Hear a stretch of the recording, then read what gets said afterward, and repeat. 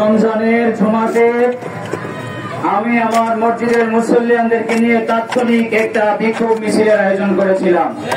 আপনারা অনেকেই এতে অংশগ্রহণ করেছিলেন। গত যে বিক্ষোভ মিছিলে অংশগ্রহণ করেছিলেন, আজকেও আপনারা প্রমাণ দিলেন।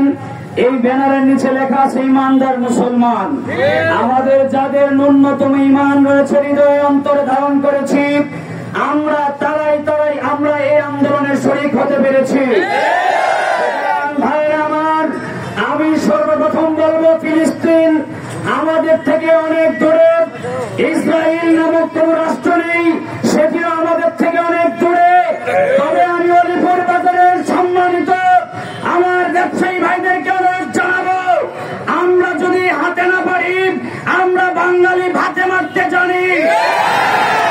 আমরা আহ্বান করব, আমি সোয়াইবি সহ সর্বস্তরের মুসলমানরা আহ্বান করছি, অলিপুরের ব্যবসায়ী ভাইরা কোন দোকানে ইসরায়েলের পণ্য, বিশেষ করে কোকা কোলা, মেরিন্ডা, এই সমস্ত ইসরায়েলি পণ্য আপনাদের দোকানে না ঢোকানোর জন্য। যদি ঢোকান তাহলে এইগুলো বের করে দেন লাথি মেরে। প্রয়োজনে আমরা এগুলোর টাকা আপনাদেরকে দিয়ে দেবেন। আর মুসলমান ভাইদের কাছে আমাদের আহ্বান, অনুরোধ থাকবে, এটা আমরা কোন ইসরায়েলি পণ্য ব্যবহার করব না। ভাইরা আমার, গেল 1 নম্বর কথা। 2 নম্বর কথা, কেউ ওয়াহাবি, কেউ সুন্নি, কে জামাতি, কে কি কুন্দল করে আমাদের দেখার সময় নেই। শোনেন, আজকে যেভাবে আমরা একত্রিত হয়েছি, সর্বদল, যেভাবে সর্বদলের মানুষ একত্রিত হয়েছি, কোন ব্যানার লাগবে না।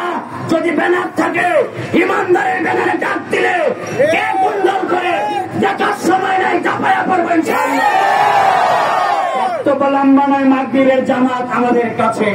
পাশাপাশি আমি আপনাদেরকে উদাত্ত আহ্বান জানিয়ে আপনাদের কাছে ফিলিস্তিনের জন্য বেশি বেশি করে দোয়া করবেন, বেশি বেশি করে দোয়া করবেন। আল্লাহর কুদরতি সাহায্য ছাড়া ফিলিস্তিনের পাশে আসলে কেউ নাই।